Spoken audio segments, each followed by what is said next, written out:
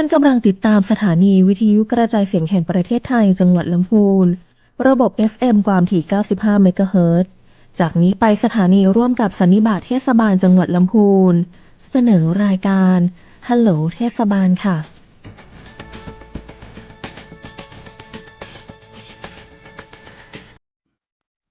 เวลาดีเวลานี้นะครับ8 โมง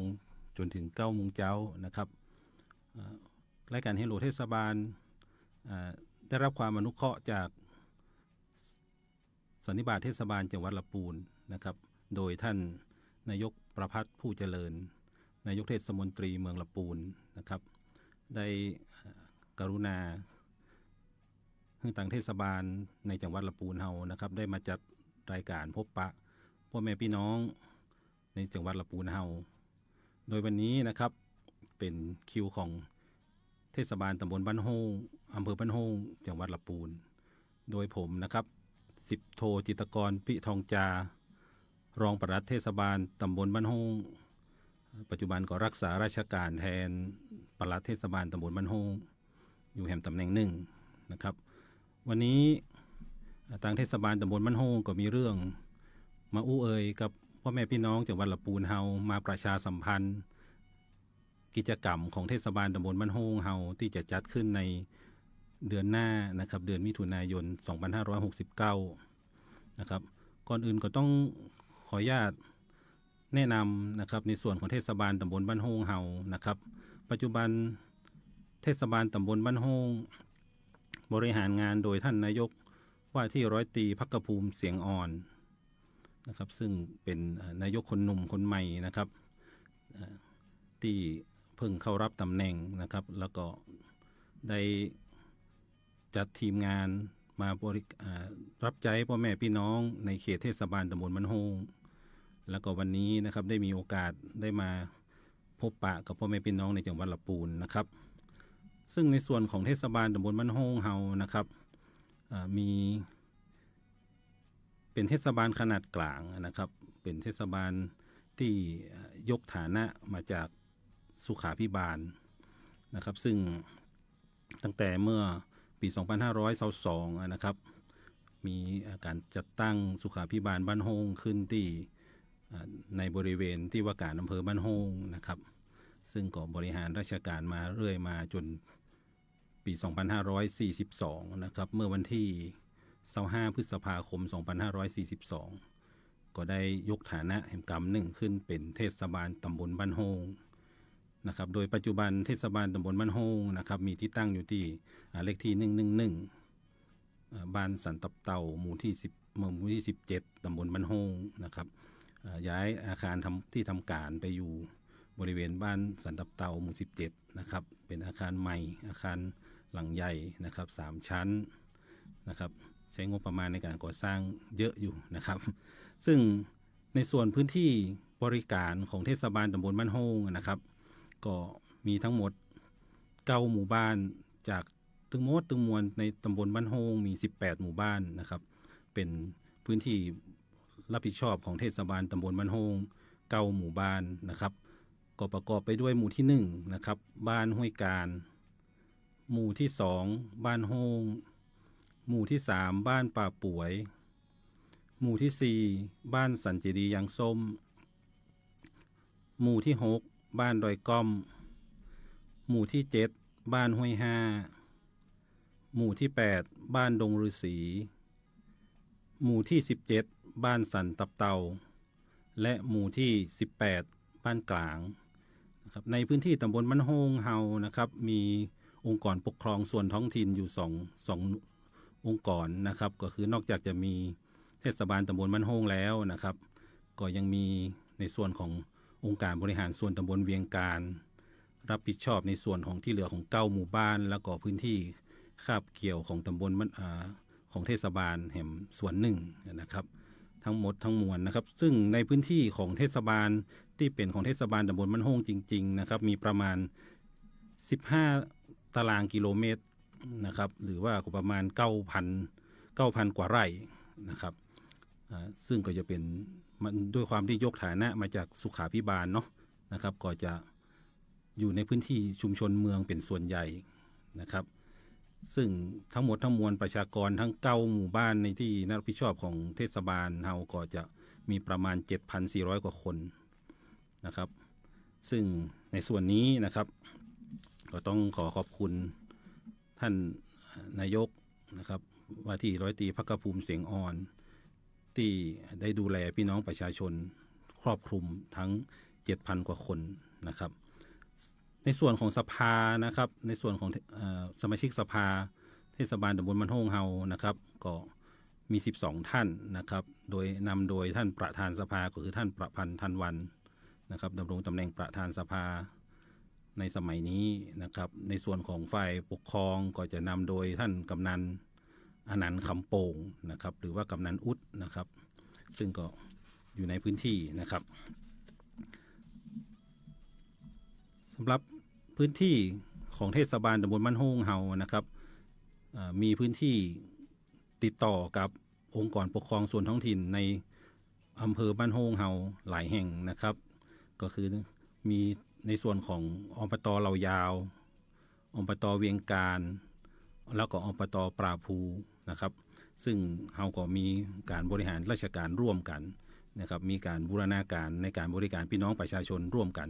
ในหลายๆด้านนะครับโดยเฉพาะในเรื่องของการป้องกันและบรรเทาสาธารณภัยซึ่งพื้นที่ตำบลบ้านโฮงเฮาก็จะมีปัญหาในเรื่องของแม่น้ำลีนะครับซึ่งก็เป็นนโยบายหลักของท่านนายกที่จะดำเนินการช่วยเหลือพี่น้อง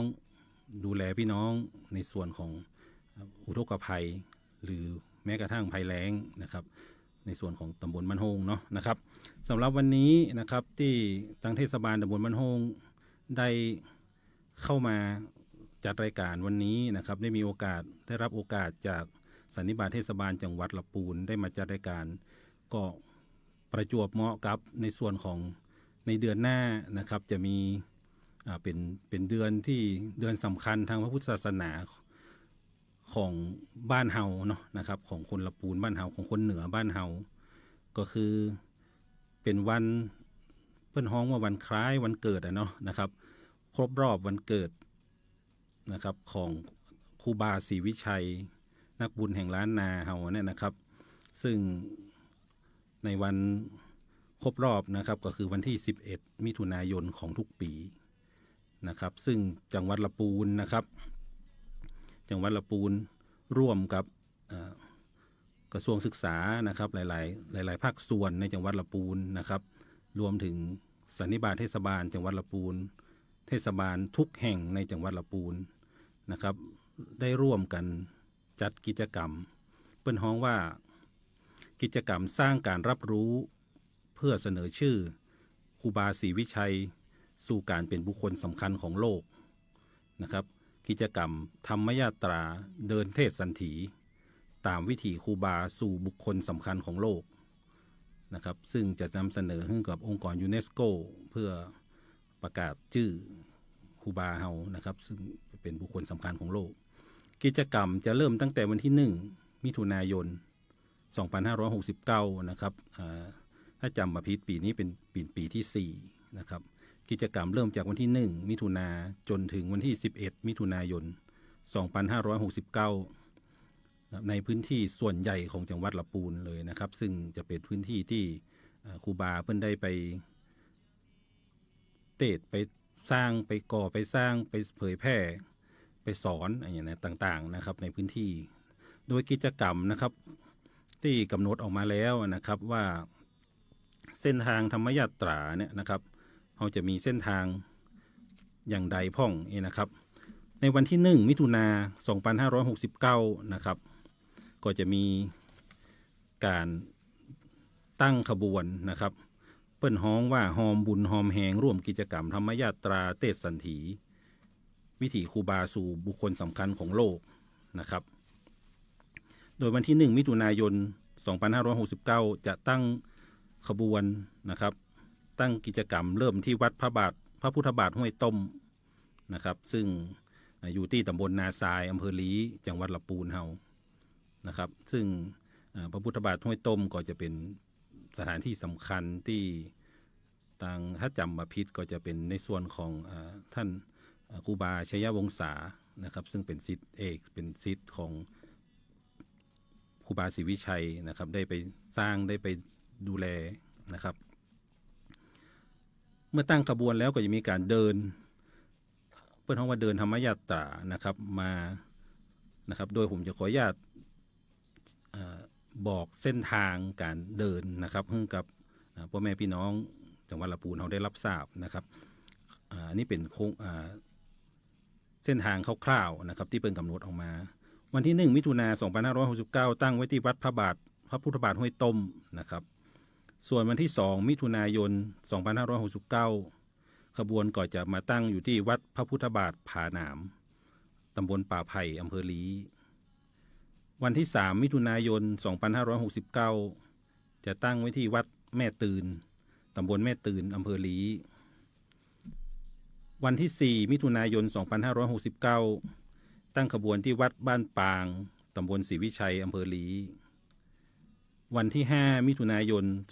2569ขบวนอยู่ที่วัดห้วยละตำบลป่าพลูอำเภอบ้านโฮงวันที่6 มิถุนายน 2569ขบวนจะอยู่ที่วัดบ้านโฮงหลวงตำบลบ้านโฮงอำเภอบ้านโฮงนะครับ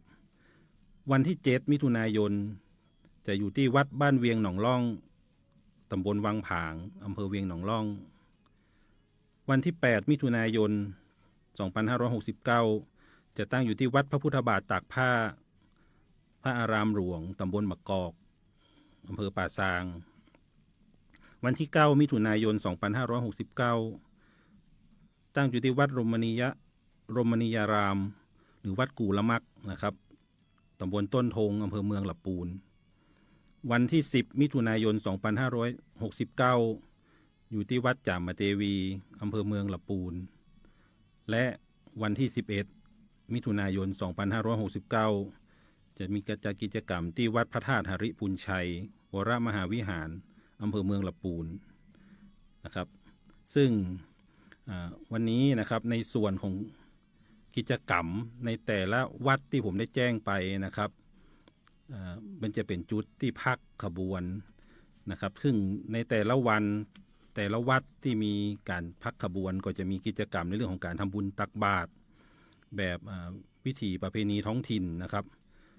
การจะทำเคลื่อนขบวนธรรมยาตราจัดกิจกรรมในท้องถิ่น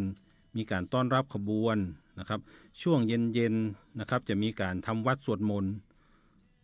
สวดบารมี30ตัดนะครับของครูบาเจ้าศรีวิชัยมีแสดงพระธรรมเทศนา1 กันนะครับมีการทำบุญถวายพระป่านะครับรวมถึงการเจริญจิตภาวนาตามวิถีของครูบานะครับในแต่ละคืนก็ขอเชิญชวนพุทธศาสนิกชนนะครับในพื้นที่ในแต่ใกล้เคียงในแต่ละวัดที่ผมได้แจ้งไปก็เชิญร่วมกิจกรรมที่เปิ้นได้จัดกันนะครับเนาะซึ่งในส่วนของกิจกรรมธรรมยาตราเนี่ยนะครับหลายคนหลายท่านก็อาจจะงงไม่ค่อยเข้าใจนะครับเหมือนผมแรกๆตอนผมย้ายมาผมก็มาได้ร่วมกิจกรรมเปิ้นนะครับเมื่อมีปีที่แล้วย้ายมาก็ได้มีโอกาสได้ร่วมกิจกรรมก็เป็นถือว่าเป็นบุญเนาะนะครับได้ทั้งร่วมขบวนรวมถึงได้หามเปิ้นฮ้องวัดเสลียงเนาะนะครับที่มีรูปปั้นของครูบานะครับได้มีโอกาสได้รับใช้เนาะครูบาศรีวิชัยนักบุญแห่งล้านนาเฮานะครับเนี่ยหยังนะครับจะต้องมีการทำเดินกิจกรรมในเรื่องของธรรมยาตราเดินเทศสันถีตามวิถีครูบาเจ้านะครับในส่วนของการเสนอชื่อครูบาเจ้าศรีวิชัยสู่บุคคลสำคัญของโลกตามแนวทางของยูเนสโกเนี่ยนะครับเปิ้นจังหวัดลำพูนเฮานะครับร่วมกับกระทรวงวัฒนธรรมจะเสนอชื่อครูบาเจ้าศรีวิชัยเป็นบุคคลสำคัญของโลกต่อยูเนสโกในวาระครบรอบ150 ปีชาตการนะครับก็คือ150 ปีที่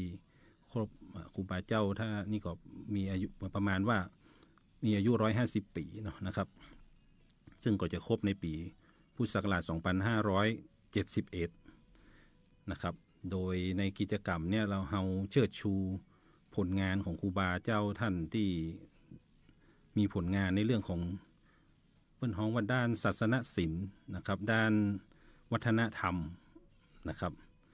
ซึ่งในส่วนนี้นะครับในปีที่ผ่านมารวมถึงปีนี้นะครับในด้านอื่นๆก็มีอยู่ในช่วงของขั้นตอนการเก็บข้อมูล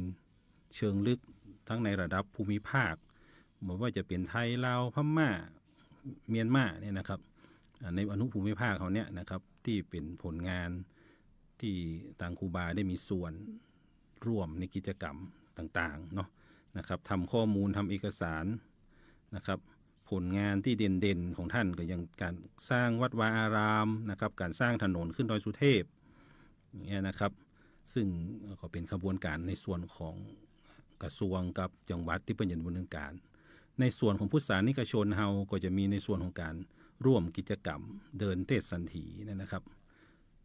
ก็คือเพื่อส่วนหนึ่งก็เพื่อรำลึกถึงบารมีเรื่องของ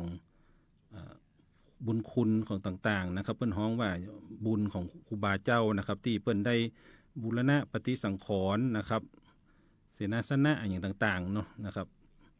ในอดีตเนี่ยเปิ้นได้เผยแผ่ธรรมะสู่ชุมชนเฮานะครับเพราะนั้นเนี่ยในส่วนของเฮาเนี่ยนะครับเฮาจะโตยหอยเส้นทางการจาริกบุญของครูบาเจ้าศรีวิชัยเฮาที่เปิ้นได้ปฏิบัติธรรมได้สร้างวัดวาอารามในด้านนาเฮานะครับหลายๆอย่างการเผยแผ่พุทธธรรมนะครับเรื่องของการเดินจาริกอย่างสงบอย่างนี้นะครับสั่งเทศนาสั่งสอนเผยแพร่คำสอนไปชุมชนต่างๆในพื้นที่จังหวัดลำพูนและพื้นที่ใกล้เคียงนะครับซึ่งตรงนี้นะครับเรามีกิจกรรมอยู่หลายอย่างซึ่งในส่วนของวันนี้นะครับทางเทศบาลตำบลบ้านโฮงเฮาเมื่อมีโอกาสได้มาพบปะกับพี่น้องในรายการไฮโลเทศบาลวันนี้ก็จะขออนุญาตขยายความในส่วนที่ทางอำเภอบ้านโฮงทางเทศบาลตำบลบ้านโฮงนะครับจะได้มีส่วนร่วมในกิจกรรมครั้งนี้นะครับซึ่งจากที่ผมได้อู้ไปตะกี้นะครับว่าในส่วนของเส้นทาง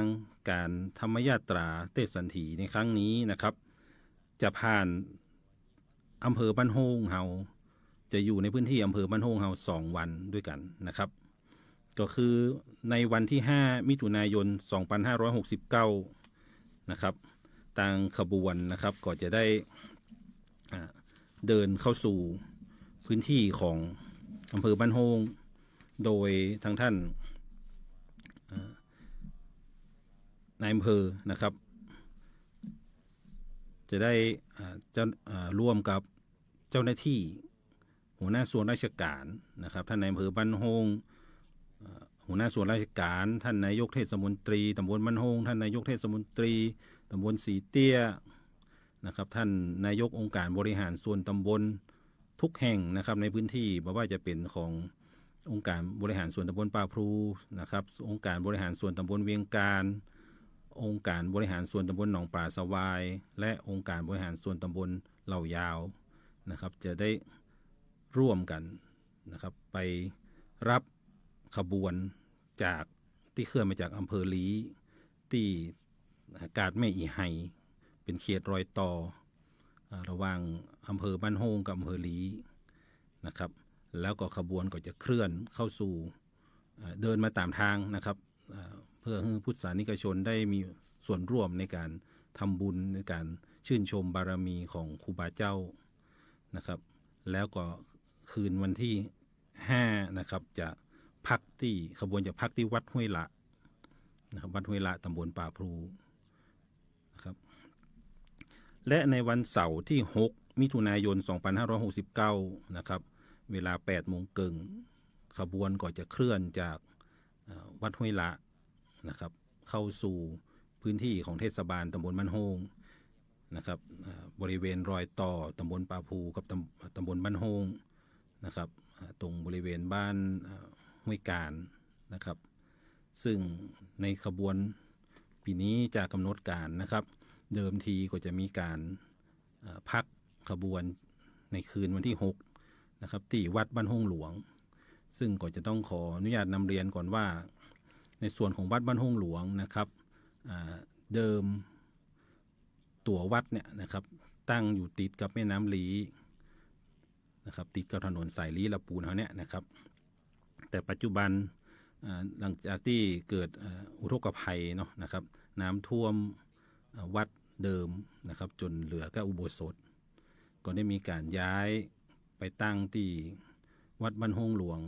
ปัจจุบันนะครับซึ่งก็อยู่ฝั่งตรงข้ามถนนกับวัดบ้านโฮงหลังเดิมแต่เข้าไปในซอยแหมน้อยนึงนะครับเป็นวัดบ้านโฮงหลวงนะครับซึ่งปีนี้ทุกปีนะครับเราจะได้นำขบวนไปพักที่วัดบ้านโฮงหลวงใหม่เนี่ยนะครับที่ในหมู่บ้านแต่ปีนี้จะกำหนดการที่ทางคณะสงฆ์แล้วก็พี่น้องศรัทธาของตำบลบ้านโฮงอำเภอบ้านโฮงเฮานะครับได้กำหนดกันก็คือปีนี้เราจะพักขบวนที่อุโบสถนะครับหลังเก่านะครับซึ่งเป็นอุโบสถหลังเก่านี้นะครับเป็นพื้นที่ที่มีรูปปั้นมีอนุสาวรีย์ของครูบาเจ้าศรีวิชัยอยู่นะครับซึ่งจริงๆแล้วอุโบสถเนี่ยนะครับหลังเก่าอุโบสถหลังเก่าเนี่ยนะครับมีประวัติความเป็นมาที่เกี่ยวข้องเกี่ยวพันกับครูบาเจ้าศรีวิชัยตั้งแต่เมื่อนานมาตั้งแต่ท่านได้บวชเนาะนะครับอุปสมบทนะครับก็คืออุโบสถเนี่ยนะครับเป็นอุโบสถที่ถ้าจากตามประวัติเพิ่นบอกว่าเป็นอุโบสถที่สามเณรเฟืองนะครับซึ่งเป็นนามเดิมนามเก่าชื่อเก่าของครูบาเจ้าศรีวิชัยตอนเป็นเนนนะครับได้มาสามเณรเฟืองอายุ21 ปีนะครับได้มาเข้าพิธีอุปสมบทนะครับเป็นพระภิกษุสงฆ์นะครับและได้รับฉายาทางธรรมเป็นครั้งแรกว่าสิริวิชโยหรือพระศรีวิชัยนะครับที่อุโบสถหลังนี้โดยมีพระครูสมณะนะครับซึ่งเป็นพระอุปชานะครับก็หลังจากที่ได้บวชนะครับเป็กเนาะพุทธบ้านทางพุทธว่าเป็กเป็นตุนะครับที่อุโบสถหลังนี้นะครับก็ที่เกี่ยวข้องเห็นส่วนหนึ่งก็คือหลังจากที่นอกจากที่ว่าครูบาเจ้าศรีวิชัยได้เดินไปจาริกไป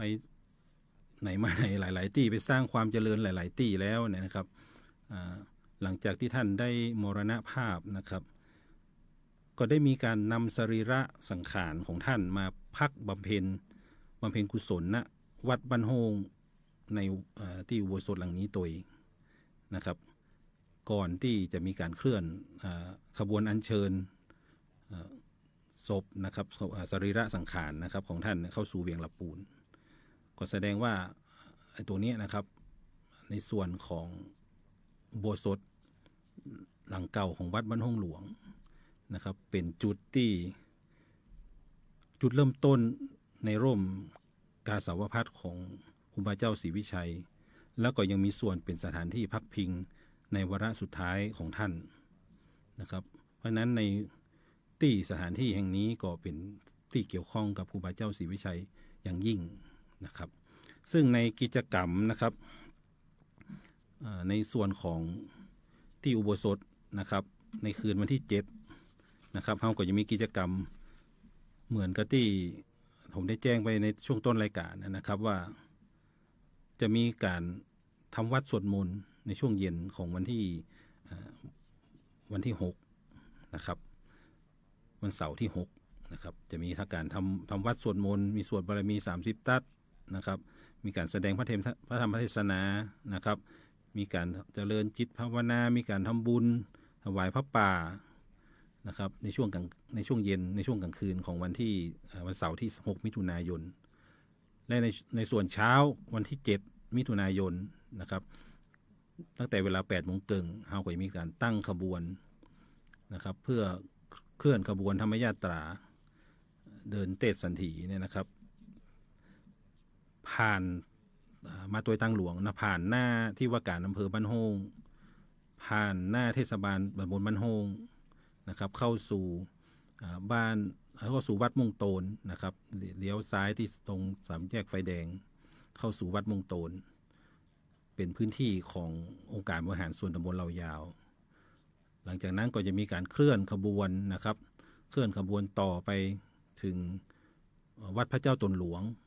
ในพื้นที่เขตของเทศบาลตำบลสีเตี้ยนะครับและเคลื่อนขบวนไปต่อที่วัดเวียงหนองล่องนะครับวัดเวียงหนองล่องอำเภอตำบลวังผางอำเภอเวียงหนองล่องในเย็นวันที่7นะครับซึ่งวันนั้นในส่วนของพื้นที่ของเทศบาลตำบลบ้านโฮง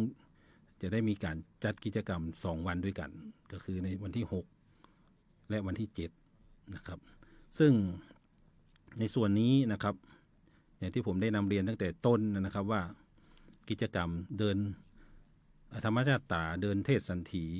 ตามวิถีครูบาเจ้าศรีวิชัยนะครับก็จะมีการจัดกิจกรรมทั้งหมด11วันอยู่ที่บ้านโฮงเฮา2วันนะครับวันนั้นก็เชิญชวนพี่น้องประชาชนนะครับศรัทธาสาธุชนในพื้นที่ใกล้เคียงนะครับบอกว่าในพื้นที่อำเภอบ้านโฮงเองหรือพื้นที่ใกล้เคียงนะครับบอกว่าจะเป็นตำบลนครเจดีย์นะครับของอำเภอป่าซางนะครับก็เชิญร่วมกิจกรรมได้นะครับหรือพี่น้องประชาชนทั่วไปนะครับในกิจกรรม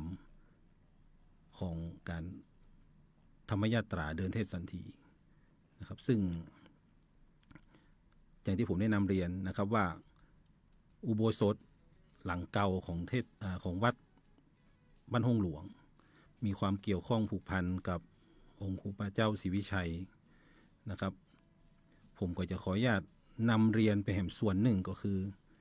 กิจกรรมนอกจากที่มีในส่วนของจังหวัดลำพูนร่วมกับองค์กรปกครองส่วนท้องถิ่นแล้วก็ส่วนราชการต่างๆร่วมกันจัดกิจกรรมธรรมยาตราเดินเทศสันถีตามวิถีครูบาเจ้าสู่บุคคลสำคัญของโลกแล้วนะครับนัง11วันในวันที่11มิถุนายนนะครับที่ในส่วนของขบวนธรรมยาตราเดินเทศสันถีจะเข้าสู่กิจกรรมที่วัดพระธาตุหริพุนชัยในส่วนของวัดบ้านโฮงหลวงร่วมกับเทศบาลตำบลบ้านโฮงและองค์การบริหารส่วนจังหวัดลำพูนก็ยังได้มีการจัดกิจกรรมไหว้สาปารมีวิถีครูบาวิถีศรัทธาชาวบ้านโฮงในปีงบประมาณ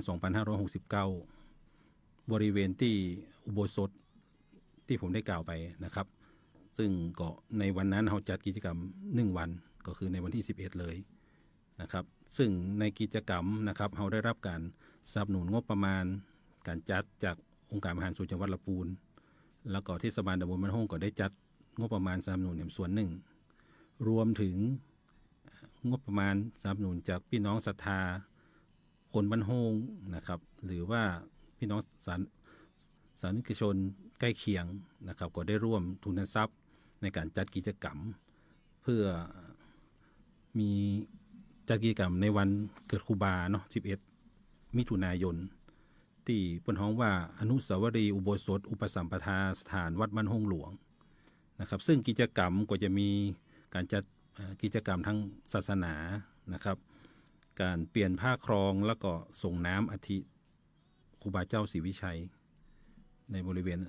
อนุสาวรีย์นะครับมีการแสดงศิลปะวัฒนธรรมของคนล้านนาเฮานะครับไม่ว่าจะเป็นกองแห่กองชิงมองนะครับมีการฟ้อนนะครับกิจกรรมก็จะเริ่มตั้งแต่ช่วงเช้าเลยนะครับมีการทำบุญตักบาตรนะครับในตรงนี้ก็จะมีหลายอย่างนะครับรวมถึงการมอบรางวัลในส่วนของเปิ้นฮ้องว่ารางวัลครูบาเจ้าศรีวิชัยนะครับมอบให้กับบุคคลที่ทำคุณประโยชน์ต่อศาสนาผู้คนที่ทำคุณงามความดีตามวิถีของครูบาที่ทางคณะสงฆ์ได้พิจารณานะครับก็จะมีกิจกรรมร่วมกันทั้งในส่วนของเทศบาลบ้านโฮงจะจัดจุดนี้นะครับก็จะไปร่วมกับกิจกรรมธรรมยาตราเดินเทศสันถีที่ต่างจังหวัดลำพูนเฮาจัดที่วัดพระธาตุหริพุนชัยนะครับเพราะนั้นก็เชิญชวนพี่น้องนะครับใกล้เคียงต่างใดก็ไปร่วมที่หั่นนะครับซึ่งในส่วนกิจกรรมที่เทศบาลตำบลบ้านโฮงเฮาจะได้เชิญชวนพี่น้องเฮาร่วมกิจกรรมก็คงมีประมาณ ประมาณตัวอี้นะครับในส่วนของ2กิจกรรมในเดือนมิถุนายนเป็นกิจกรรมสำคัญนะครับซึ่งช่วงนี้ผมก็จะขออนุญาตให้ทางพักนะครับเพราะพี่น้องผู้ฟังผู้ชมนะครับได้พักสักครู่หนึ่งนะครับฟังเพลงสักเพลงหนึ่งเนาะนะครับเดี๋ยวมาเจอกันกรรมหนึ่งในส่วนของเทศบาลตำบลบ้านโฮงจะมีอย่างดีๆมาแนะนำให้กับพี่น้องผู้ชมผู้ฟังนะครับเดี๋ยวสักครู่ปะกันใหม่ครับผม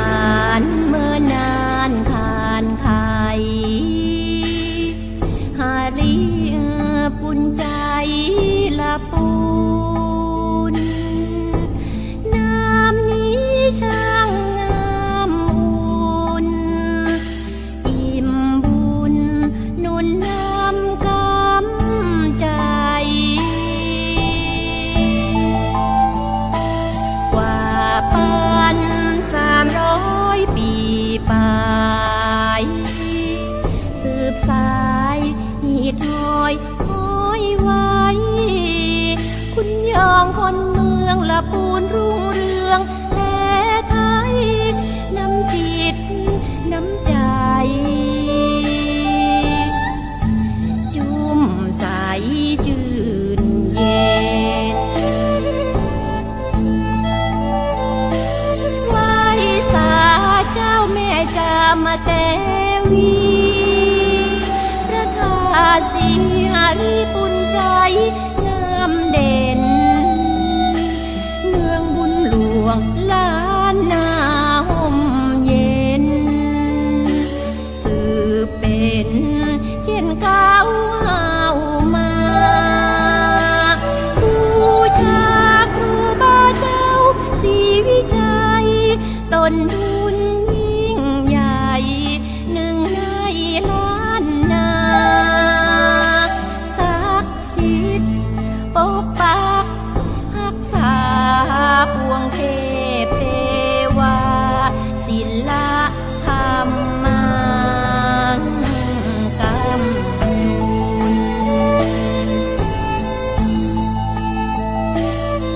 ละปูนนี้เมืองบุญหลวง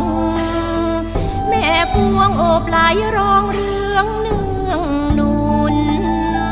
ประเพณีงามวัฒนธรรมเทิดทูนโอ้ละปูนงามล้ำเมืองบุญหลวง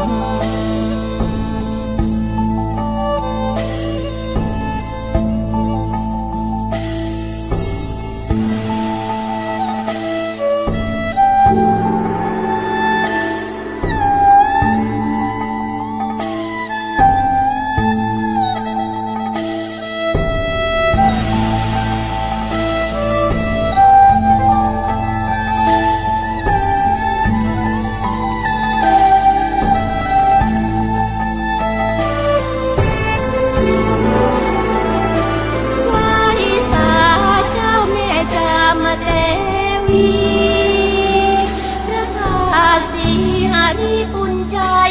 งามเด่นเมืองบุญหลวงล้านนาห่มเย็นสืบเป็นเช่นก้าวมาบูชาครูบาเจ้าศรีวิชัยต้นทุนยิ่งใหญ่หนึ่งใน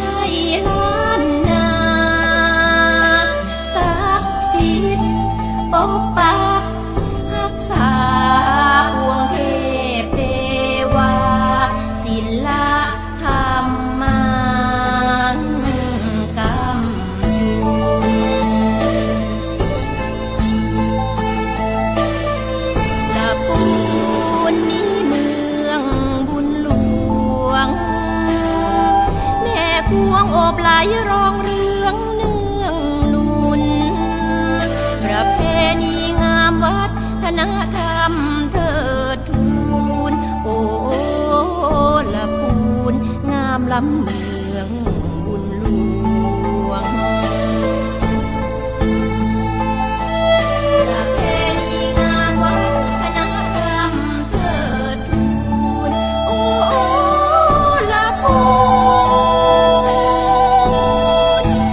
งามล้ำเมืองบุญหลวง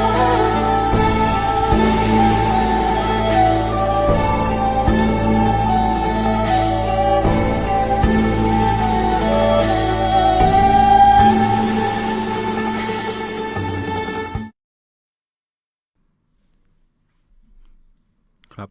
ก็ปิกมาปะกันแฮมช่วงหนึ่งนะครับกับรายการ Hello เทศบาล โดยวันนี้นะครับเทศบาลตำบลบ้านโฮงนะครับได้รับโอกาสจากสันนิบาตเทศบาลจังหวัดลำพูนได้มาพบปะกับพ่อแม่พี่น้องจังหวัดลำพูนเฮานะครับในช่วงที่2นี้นะครับผมจะขออนุญาตแนะนำนะครับสถานที่ท่องเที่ยวแหล่งเรียนรู้ร้านค้าต่างๆในพื้นที่ของเทศบาลตำบลบ้านโฮงเฮาให้กับพ่อแม่พี่น้องจังหวัดลำพูนเฮาได้รับรู้รับทราบนะครับเพื่อจะได้วันหน้าจะได้ไปแอวบ้านโฮงเฮาเนาะนะครับในส่วนสถานที่แรกนะครับที่ผมอยากจะแนะนำให้กับพ่อแม่พี่น้องจังหวัดลำพูนเฮาก็คือที่ผมได้อู้ไปตั้งแต่ช่วงแรกแล้วนะครับก็คืออุโบสถวัดบ้านโฮงหลวงนะครับเป็นอุโบสถอุปสัมปทาสถานของครูบาเจ้าศรีวิชัยวัดบ้านโฮงหลวงนะครับซึ่งอย่างที่ผมได้แจ้งไปนะครับว่าเป็นสถานที่อุปสมบทของครูบาเจ้าศรีวิชัยสมัยเพิ่นเป็นสามเณรนะครับซึ่งตรงจุดนี้นะครับจะมีอนุสาวรีย์ครูบาเจ้าศรีวิชัยซึ่งเป็นอนุสาวรีย์รูปหล่อทองสำริดบรรจุอัฐิครูบาเจ้าศรีวิชัยเป็นรูปเหมือนครูบานะครับที่พระครูศรีรพรพิมลตามประวัตินะครับบอกว่าพระครูศรีรพรพิมลหรือครูบาบุญมาศรีราภิรโตนะครับซึ่งเป็นเจ้าคณะแขวงอำเภอบ้านโฮงเจ้าอาวาสวัดบ้านโฮงในสมัยนั้นนะครับเป็นลูกซึ่งท่านก็เป็นลูกศิษย์ลูกหาของครูบาเจ้าศรีวิชัยนะครับได้รับอัฐิมาหลังจากที่ท่านครูบาศรีวิชัยได้มรณภาพลงแล้วก็ได้รับพระราชทานเพลิงศพเมื่อวันที่21มีนาคม2489นะครับแล้วก็ได้นำมาประดิษฐานที่บริเวณด้านข้างของอุโบสถอุปสัมปทานะครับซึ่งตรงจุดนี้นะครับเดิมเนี่ยเป็นวัดบ้านโฮงหลวงนะครับแต่หลังจากที่เกิดอุทกภัยก็ได้ย้ายวัดไปอยู่สถานที่ใหม่นะครับแต่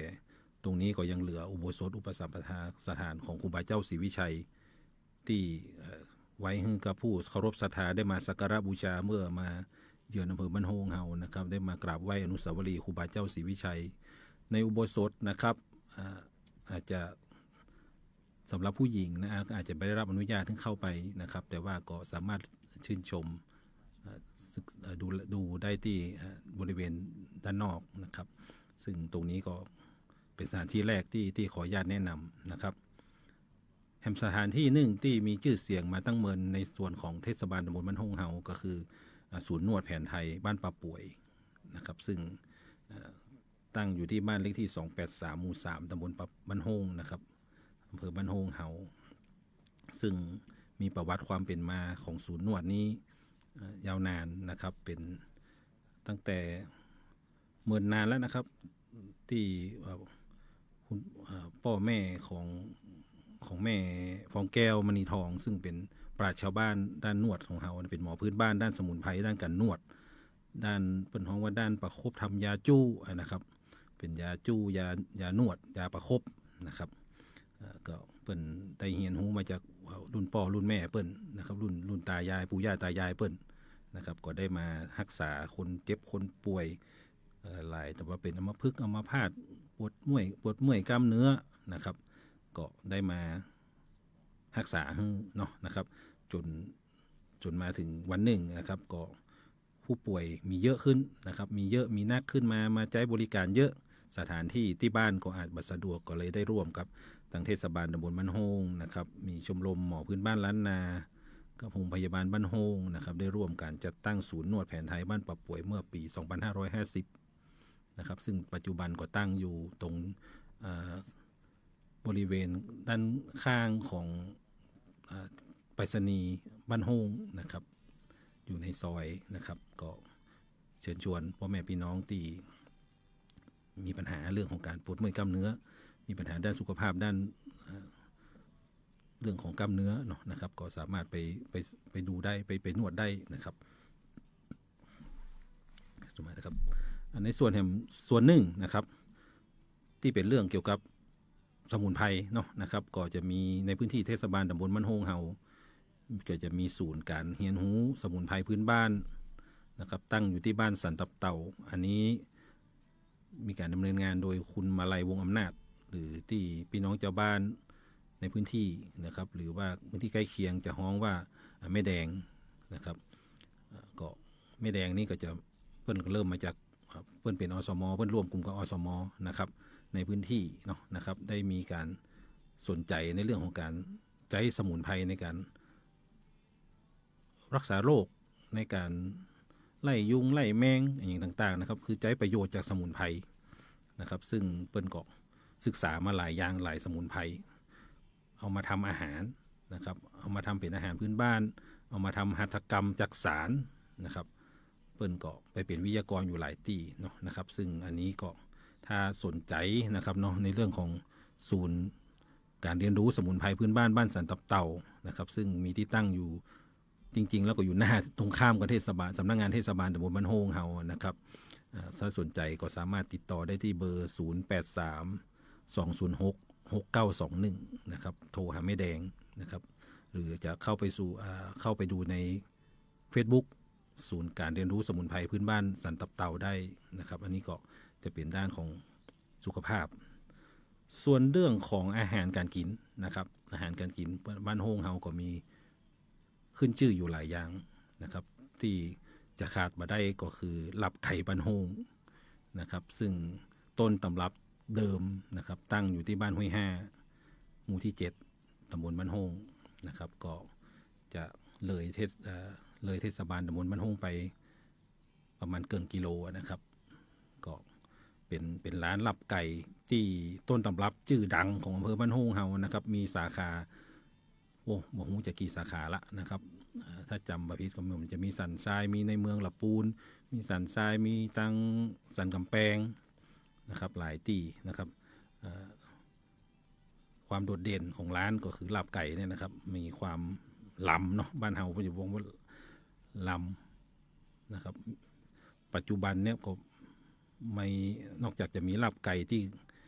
หอมเครื่องเทศมีคั่วพริกลาบหอมคลุกเคล้าเลือดไก่เนื้อไก่เสิร์ฟพร้อมหนังไก่กรอบๆเนาะนะครับมีผัก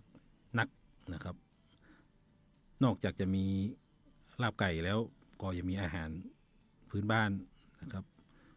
แกงนอแกงเฮ็ดนะครับหลากหลายอย่างนะครับซึ่งก็อย่างที่ผมบอกนะครับร้านดั้งเดิมจะเป็นร้านนี้ที่อยู่ในอำเภอบ้านโฮงนะครับซึ่งปัจจุบันขยายสาขาไปหลายที่แล้วนะครับก็เชิญชวนพ่อแม่พี่น้องที่ชอบไปตั้งของกินของว่านะครับก็เชิญที่ร้านลาบไก่บ้านโฮงกินลาบแล้วในส่วนอย่างหนึ่งจะเป็นขนมหวานนะครับซึ่งของเฮาที่ค่อนข้างที่จะโด่งดังก็คือเป็นเค้กลำไยนะครับซึ่งเค้กลำไยของเฮาที่โด่งดังก็จะเป็นเค้กลำไยของกลุ่มวิสาหกิจชุมชนแม่บ้านห้วยการเบเกอรี่นะครับซึ่งเกิดจากการรวมตัวของกลุ่มแม่บ้านเกษตรกรในพื้นที่บ้านห้วยการเนาะนะครับซึ่งปลูกลำไยนะครับแล้วก็เมื่อมีความตกต่ำของราคาลำไยก็คิดจะนำมาลำไยมาแปรรูปนะครับซึ่งก็ลำไยบ้านเฮามันนักอะเนาะนะครับถ้าบ่เอาไปแปรรูปก็อาจจะขายบ่ออกขายได้ราคาถูกนะครับเพราะว่าลำพูนเฮาก็อย่างที่บอกนะครับลำพูนคือลำไยลำไยคือลำพูนนะครับเพราะฉะนั้นก็การที่จะนำสินค้าขึ้นมา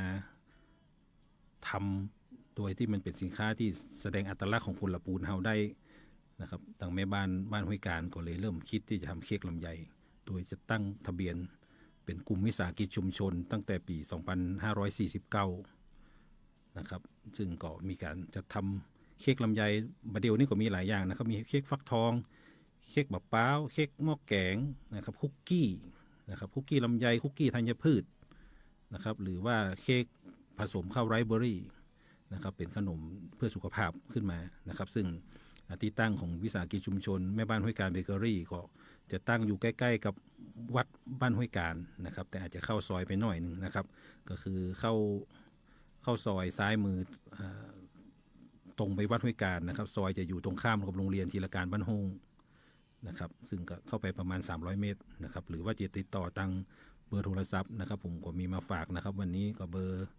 082 031 4976นะครับและก็เบอร์082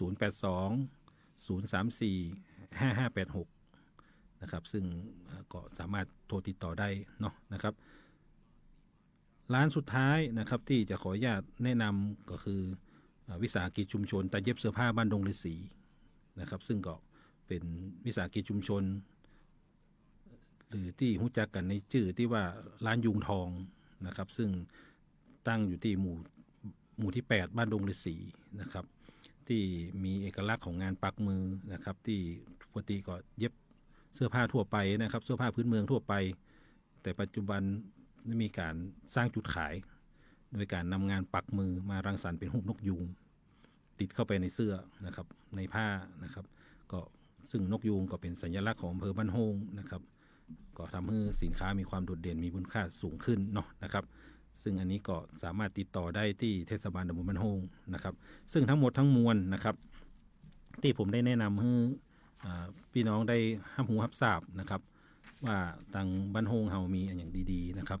อาจจะแนะนำได้มาหมดนะครับในช่วงเวลาเต้าอี้นะครับก็ท่านสามารถเข้าไปชมได้นะครับซึ่งเทศบาลตำบลบ้านโฮงเฮาได้มีการจะทำ Facebook นะครับในรีวิวร้านค้าในชื่อของกินดีอยู่ดีเศรษฐกิจชุมชนใน Facebook ของเทศบาลตำบลบ้านโฮงนะครับซึ่งท่านมีอยากรู้ว่าเทศบาลตำบลบ้านโฮงเฮามีของดีอย่างพ้องท่านสามารถเข้าไปเยี่ยมชมได้ในเพจ Facebook ของเทศบาลตำบลบ้านโฮงเฮานะครับและสุดท้ายนะครับที่ผมจะขออนุญาตเชิญชวนแนะนำเชิญชวนให้พี่น้องได้มาร่วมทำบุญด้วยกันเนาะนะครับก็คือในส่วนของเทศบาลตำบลบ้านโฮงเฮาได้มีจัดเรื่องของการบริการด้านศูนย์ฟื้นฟูสุขภาพของเทศบาลตำบลบ้านโฮงนะครับซึ่งตั้งอยู่ในบริเวณพื้นที่ของตัวสำนักงานเทศบาลตำบลบ้านโฮงเฮานะครับตั้งเข้านะครับพอมีตั้งเป็นศูนย์ฟื้นฟูไว้ซึ่งบริการเรื่องของกายภาพบำบัดในกลุ่มของโรคหลอดเลือดสมองนะครับเป็นสโตรกนะครับหรือว่าเป็นภาวะสมองบาดเจ็บไขสันหลังบาดเจ็บกระดูกหักมอนห้องกระดูกนะครับหรือว่ากระดูกอย่างเป็นห้องว่าอย่างทับเส้นประสาทอย่างนี้นะครับเป็นข้อเข่าเสื่อมเป็นร่องช้ำอย่างเงี้ยเนาะนะครับก็สามารถติดต่อสอบถามได้ที่ศูนย์ฟื้นฟูสมรรถภาพเทศบาลตำบลบ้านโฮงในเวลาราชการนะครับวันจันทร์ถึงวันศุกร์นะครับซึ่งเบอร์โทรนะครับ053-980-029นะครับ053-980-029ต่อ115นะครับต่อ115โทรสอบถามเข้าไปได้ซึ่งกล้าบริการนะครับเฮารักษาฟรีครับเพียงแต่ว่าถ้าท่านมีขยะรีไซเคิลนะครับมีหรือว่าเครื่องใช้ไฟฟ้าเก่าที่ท่านบัดใจแล้วนะครับจะนำมาบริจาคแทนค่าบริการก็ได้เอายินดีครับนะครับเพื่อนำไปต่อยอดขายเป็นทุนในการบริการตรงนี้นะครับซึ่งในวันนี้นะครับเทศบาลตำบลบ้านโฮงเฮาก็ได้จัดรายการมาถึงเวลาเหมาะสมนะครับสำหรับวันนี้นะครับผม10 โทจิตรกรพี่ทองจารองปลัดเทศบาลตำบลบ้านโฮงรักษาราชการแทนปลัดเทศบาลตำบลบ้านโฮงก็ต้องขอบพระคุณท่านนายกประภัสผู้เจริญนะครับนายกเทศมนตรีเมืองละปูน ประธานคณะกรรมการสันนิบาตเทศบาลจังหวัดลำพูนนะครับขอขอบพระคุณท่านนายกว่าที่ร้อยตรีภักภูมิเสียงอ่อนที่ให้โอกาสเทศบาลตำบลบ้านโฮงเฮานะครับได้เข้ามาจัดรายการวันนี้นะครับแล้วก็ขอกราบขอบพระคุณท่านพ่อแม่พี่น้องนะครับที่รับฟังมาจนถึงเวลานี้นะครับสำหรับรายการเฮลโลเทศบาลนะครับวันนี้นะครับเทศบาลตำบลบ้านโฮงโดยผมนะครับก็ขอบพระคุณทุกท่านที่ร่วมรับฟังรับชมมาจนถึงเวลาอันสมควรแล้วก็ขอบคุณทุกท่านที่ติดตามนะครับผมขอบคุณครับ